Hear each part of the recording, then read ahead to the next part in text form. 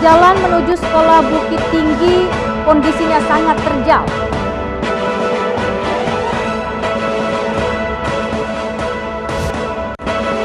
Antisipasi ancaman teror dan potensi bencana alam, ribuan personel dari TNI Polri diterjunkan.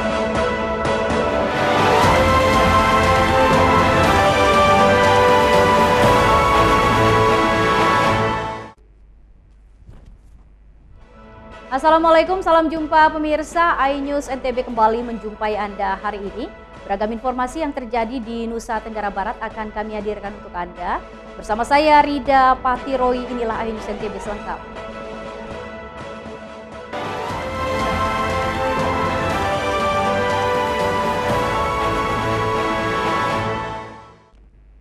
Pemirsa, mengawali perjumpaan kita hari ini, akses jalan menuju sekolah Bukit Tinggi kondisinya sangat terjal. Siswa dan guru harus berjuang keras demi bisa sampai ke sekolah mereka. Begitu juga dengan sekolah mereka yang rusak parah yang mengharukan. Mereka berpindah-pindah sekolah hingga belajar di bawah pohon. Inilah kondisi jalan masuk ke SDN 3 Bukit Tinggi. Untuk sampai di sekolah ini tidak mudah karena terletak di atas perbukitan berjarak 3 km dari kantor desa. Medannya pun tak mudah karena harus turun naik bukit dengan akses jalan yang terjal dan licin serta melewati sungai yang mengaliri mega proyek Bendungan Meninting. Kondisi itu harus dilalui guru bersama para muridnya setiap hari. Bangunan sekolah sementara itu pun terbilang tak layak tanpa ada tembok yang menutupi. Ruang kelas dibuat dengan papan triplek, hanya cukup untuk 3 kelas di bangunan RTG itu. Sementara itu pembangunan kembali gedung SDN 3 Bukit Tinggi Kecamatan Gunung Sari hingga saat ini belum ada kepastian sejak sekolah rusak akibat gempa tahun 2018. Akibatnya para murid mengalami kesulitan untuk melakukan kegiatan belajar mengajar. Diketahui murid dan guru sudah 3 kali pindah dan menumpang di rumah warga untuk proses belajar mengajar. Mulai dari dampak gempa hingga tergusur pembangunan proyek Bendungan Meninting sejak tahun 2020 lalu. Pihak Dikbud mengaku lahan pengganti sekolah terdampak pembangunan Bendungan Meninting belum terbayar, sementara kewajiban mencari lahan sudah dipenuhi oleh pihak sekolah dengan memberikan uang muka kepada warga yang tanahnya dibeli sebagai lahan sekolah menggunakan dana pinjaman dari para guru untuk menghindari naiknya harga lahan. Wakil Ketua DPRD Lombok Barat Hajah Nurul Adha menilai Pemkab Lombok Barat lalai dalam penanganan sekolah ini, padahal setiap rapat pihaknya selalu menanyakan penanganan sekolah terdampak gempa, termasuk SDN 3 Bukit Tinggi, namun nyatanya kondisinya masih memprihatinkan. Dewan menilai Pemda dalam hal ini Bupati dan Kepala Dinas Pendidikan Lombok Barat tutup mata terhadap persoalan di lapangan. Gurunya melakukan pembelajaran di rumah warga kita yang subhanallah luar biasa. Ini orangnya ya, beliau yang sudah beramal, mudah-mudahan menjadi amal jariah beliau, memberikan tempat untuk sementara anak-anak kita belajar, dan saya berharap kepada Pemda harus menjadikan pembangunan sekolah SDN 3 Bukit Tinggi ini. Sementara itu, Kepala Dinas Pendidikan Kabupaten Lombok Barat menegaskan lahan untuk SDN 3 Bukit Tinggi sudah tersedia, ditargetkan tahun 2022 sudah mulai dibangun. Bukit Tinggi itu memang sudah rata dengan tanah itu. Jadi itu permasalahannya di lahan. Jadi kita sudah sanggup beli lahan di sana, masyarakat juga membatalkan. Nah sekarang sudah ada lahannya, insya Allah di tahun depan. Lebih lanjut, para guru dan orang tua siswa menyayangkan lambannya pemerintah dalam menangani pembebasan lahan serta pengganti sekolah, sementara proses belajar mengajar para siswa terus berlanjut meski dengan kondisi yang tidak layak. Dari Lombok Barat, Muzakir, iNews melaporkan. Kita beralih ke informasi lain, antisipasi ancaman teror dan potensi bencana alam saat perhelatan USBK dan MotoGP di sirkuit Mandalika. Ribuan personil dari TNI Polri diterjunkan untuk pengamanan dan disiagakan di 26 pos, mulai dari pintu masuk pelabuhan hingga pintu masuk sirkuit. Inilah konvoi kendaraan PPIP bergerak menuju sirkuit Mandalika Lombok saat mendapatkan penghadangan di tengah jalan dari orang tak dikenal. Rombongan sempat dihujani tembakan oleh OTK dan dibalas pasukan pengaman yang mengawal rombongan PPIP. Situasi bisa dikendalikan dan rombongan kembali melanjutkan perjalanan dengan selamat sebelum akhirnya OTK meledakkan bom di lokasi.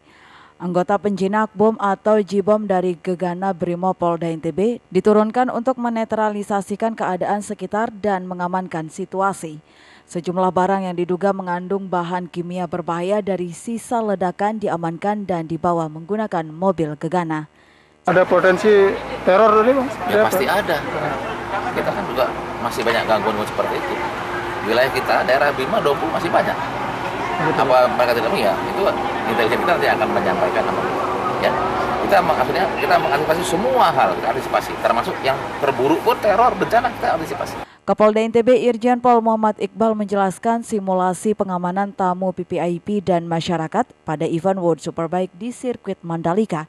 Pada acara gladi kotor ini dikatakan sudah mendekati sempurna namun perlu perbaikan untuk hasil yang maksimal. Ini sudah 80%. Ada 20% lagi yang harus dilengkapi, disempurnakan. Artinya kita sudah siap melaksanakan itu dan semua perwira pengendali sudah siap. Pasukan-pasukan sudah siap dan intinya kita bersinergi untuk melakukan rencana pengamanan ini. Saya kira itu. Sebanyak 1.127 personil dari unsur Polri, TNI, dan institusi terkait dikerahkan untuk pengamanan event berkelas dunia tersebut dan pelaksanaannya di tengah pandemi COVID-19. Dari Mataram, Hari Kasidi, iNews melaporkan. Jelang pelaksanaan event World Superbike dan MotoGP, kunjungan Kapolri dan Panglima TNI di sirkuit Mandalika tekankan protokol kesehatan tetap dijalankan serta percepatan vaksinasi COVID-19 demi suksesnya penyelenggaraan event bertaraf internasional tersebut. Rombongan Kapolri Jenderal Listio Sigit Prabowo bersama Panglima TNI Marskal Hadi Cahyanto tiba di Lombok, Nusa Tenggara Barat. Petinggi Polri dan TNI ini didampingi Pangdam 9 Udayana dan Rem 162 Wirabakti. Kapolda NTB beserta Gubernur NTB langsung menuju sirkuit Mandalika guna memastikan kesiapan pelaksanaan event World Superbike dan MotoGP. Event bisa berjalan dengan baik dengan menekan protokol kesehatan tetap dijalankan serta percepatan vaksinasi COVID-19 demi suksesnya penyelenggaraan event bertaraf internasional tersebut. Capaian vaksinasi di wilayah 4 kegiatan ini sudah hampir 60%. Betul Pak Kapolda ya? 80 yang pertama. Yang kedua 50,5%. Oleh sebab itu, saya dengan Pak Kapolri tetap mengingatkan bahwa protokol kesehatan tetap harus dilaksanakan. Sementara itu capaian vaksin untuk tahap 1 di NTB mencapai 85%, sedangkan untuk vaksin baru 60%. Rekan-rekan BIN dan seluruh yang terlibat dalam kegiatan vaksinator dan langkah-langkah dalam rangka melaksanakan dan pengawalan terhadap protokol kesehatan, maka saat ini angka kita sudah sangat bagus apabila dibandingkan dengan kondisi beberapa waktu yang lalu. Bahkan Indonesia saat ini menempati posisi pertama di Asia Tenggara. Penerapan protokol kesehatan secara ketat mutlak dilakukan karena menjadi tolak ukur suksesnya penyelenggaraan event berskala internasional dan menyangkut nama baik Indonesia di mata dunia. Pagelaran event World Superbike dan MotoGP diawali dengan event Idemitsu Asia Talent Cup pada 14 sampai 15 November. Dari Mataram, Hari Kasidi, iNews melaporkan. Pemirsa, usai jeda pariwara berikut kami akan kembali hadir dengan beragam informasi lain. Tetap bergabung bersama kami.